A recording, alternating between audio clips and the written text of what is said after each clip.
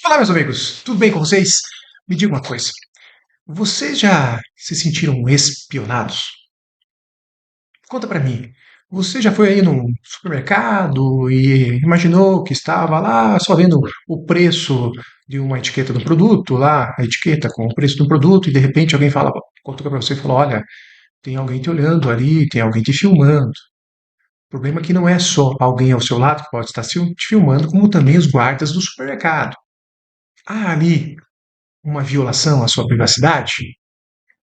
Imagine outra situação. Você está lá com o seu celular no meio da atividade lá, saiu da faculdade, sentou num banquinho qualquer lá na faculdade para dar aquela descansada. Quem gosta de fumar está lá fumando um cigarrinho e sentado lá, de repente começa a ver mensagens pessoais do namorado, da namorada, enfim, do pai, da mãe.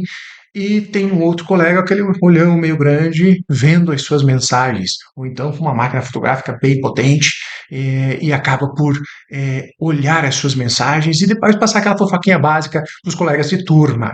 Haveria ali uma violação à privacidade? Sim ou não? O fato de você estar sentado num local que se entende público, né, ou o campus da faculdade, autoriza que terceiros bisbilhotem as suas mensagens?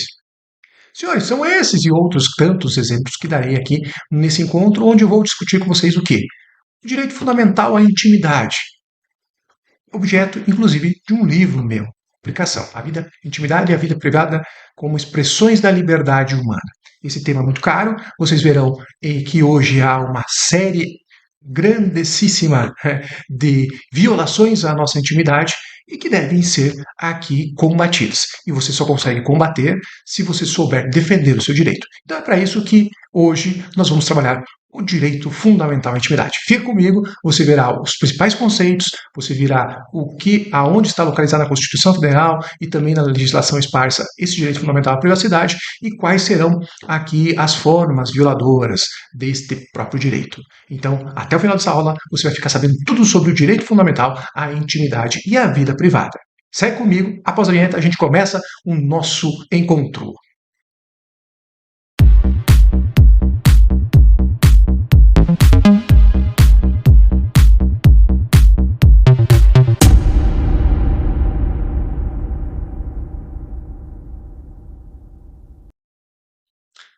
Mas, senhores, eu dei exemplo, eu dei alguns exemplos básicos, né? E com eles, assim, hoje nós estamos aqui vendo muitos programas televisivos, tais como Big Brother, A Fazenda, Big Brother da Rede Globo, Fazenda da Rede Record. E o que me chama a atenção desses programas televisivos? É que a gente quer ver uma briguinha, né? Só dá tanto ibope porque a gente vê aflorar ali a verdadeira natureza humana. Mas por que será que chega a um determinado momento, o indivíduo começa a explodir? Ele começa a apresentar um comportamento mais intolerante dentro daquele espaço ali limitado que é uma casa do Big Brother ou então uma fazenda lá da fazenda do programa da Record. Senhores, para mim é essa pressão de estar sendo constantemente vigiado. Esse é um dos fatores preponderantes para mim para que haja, então, aqui aquela explosão de raiva, aquela explosão de emoções, eventualmente até um contato físico, por mais que isso possa gerar a desclassificação do candidato. E isso é perfeitamente entendível. Por quê? Porque você está retirando um dos principais direitos daquele indivíduo, que é o direito à liberdade. O direito à liberdade, o direito à intimidade, aquele direito de estar só, pensar com os meus botões, querer ficar num cantinho quieto, sem falar com ninguém, sem ser vigiado, ir tomar um banho, fazer com que aquele banho seja demorado, sem ninguém, sem que ninguém venha de qualquer forma atrapalhar os meus pensamentos. Então, ali, para mim, além de tantos outros fatores, obviamente, né, tem dinheiro envolvido, tem múltiplas personalidades, né, das pessoas envolvidas, mas um dos grandes fatos que fazem que, na maior parte, depois de passado uma semana, quase 2 semanas do confinamento, as pessoas explodam, é o fato dela estar sendo constantemente vigiada e não ter a liberdade de fazer o que quiser, com quem quiser, no momento que quiser. Então, com isso eu quero dizer o quê? Você já vê a necessidade premente para o ser humano, do ser humano, de ter aqui momentos de reclusão, momentos de se recolher, aqueles momentos de ficar quieto, de estar só com pessoas de extrema confiança, que é onde esse indivíduo vai conseguir realmente, então, é, desabrochar a sua personalidade.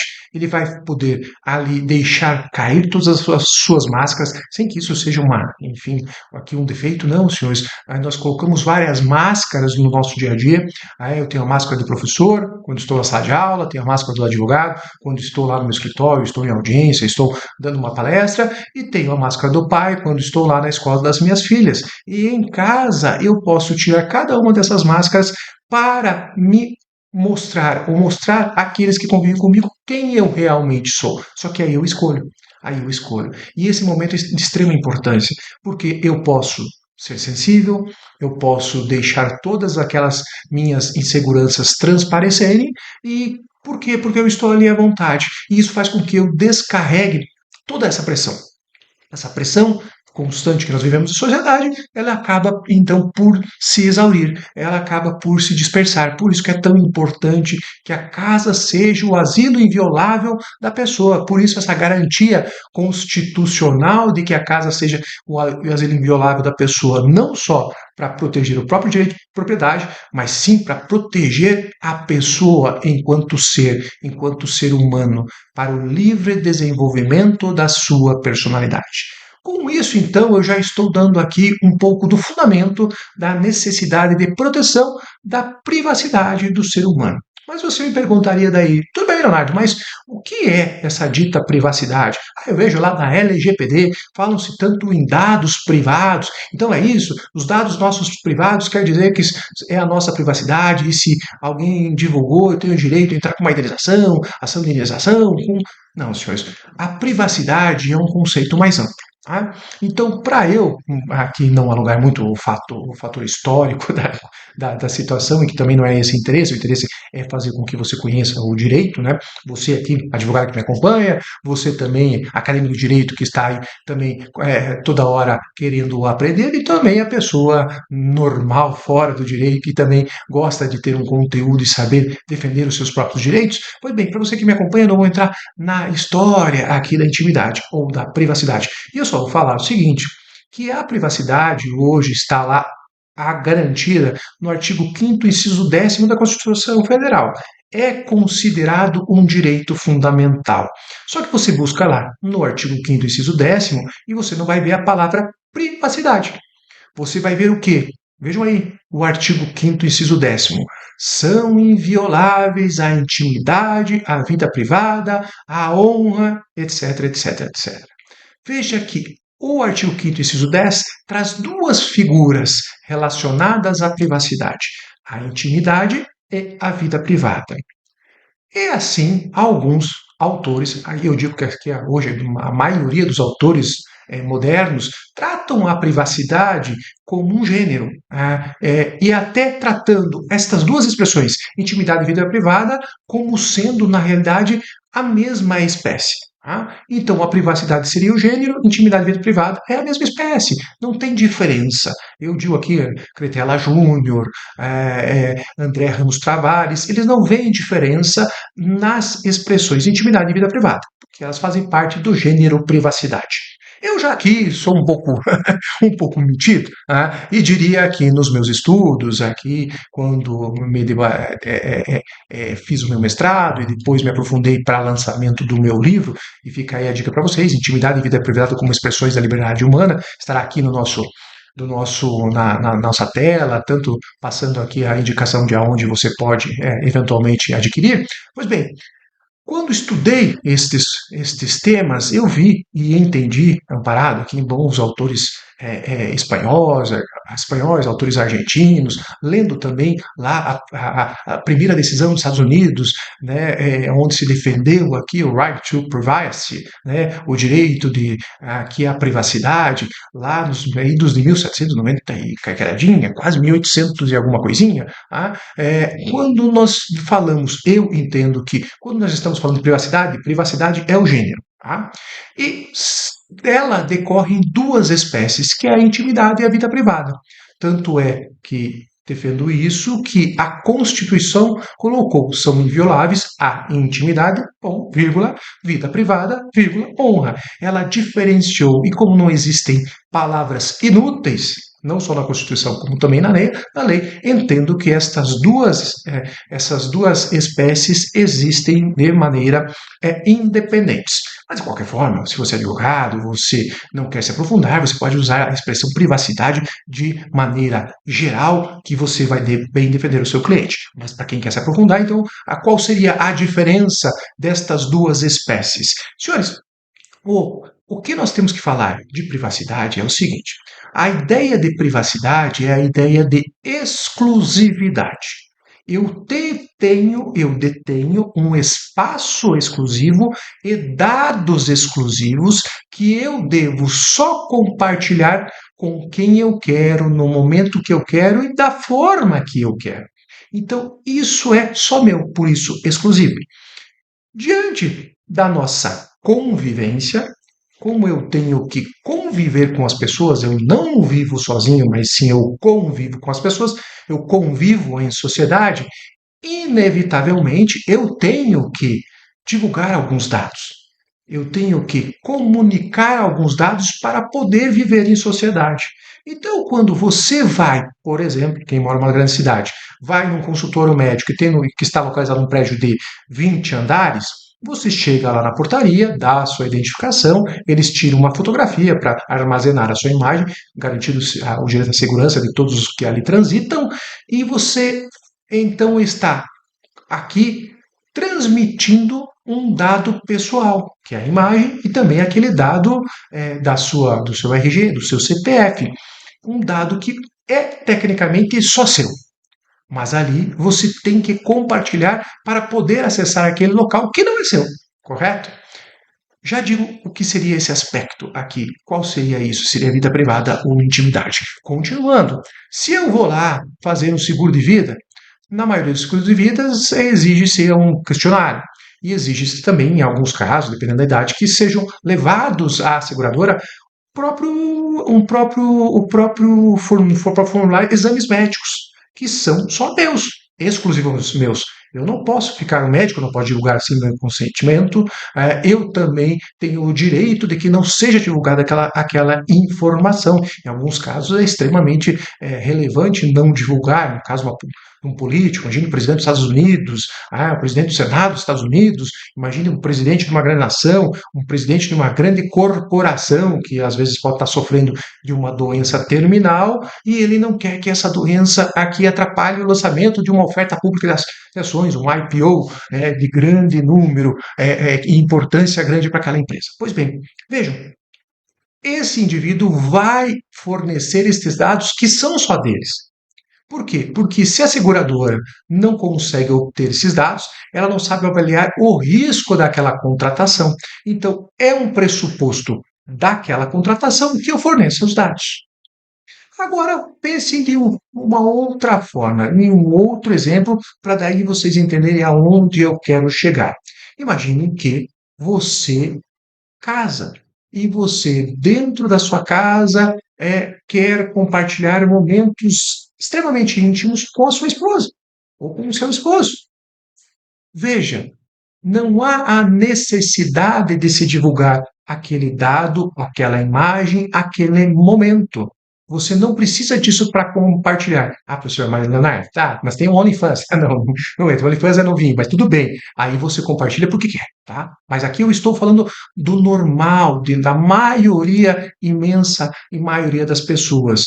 Nesses casos, elas não precisam divulgar aquele ato. Então, se elas não precisam divulgar aquele ato, elas têm o direito de resguardar as suas preferências sexuais, o seu comportamento sexual, então aquele dado é também exclusivo, mas não comunicável. Não há necessidade de comunicar com terceiros, que eu posso viver. Perfeito? Então aí vocês começam a compreender por que distingo vida privada de intimidade.